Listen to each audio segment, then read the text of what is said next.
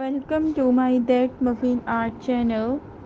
Drawing is a rewarding and enriching process that can improve creativity, observation skills, and even problem solving abilities.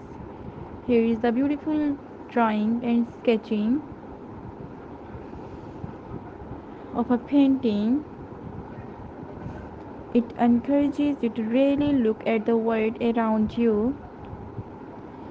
Now you blend different colors, whatever you want to draw or paint.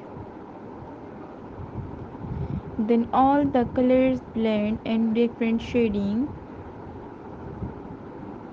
It creates an amazing scenery drawing. Don't forget to subscribe my channel. Drawing helps in visualizing ideas and expressing emotions, opening up a space for creative thought and exploration. Gesture drawing captures the action, motion, or position of a subject. Mastering shading brings depth and realism to your drawing.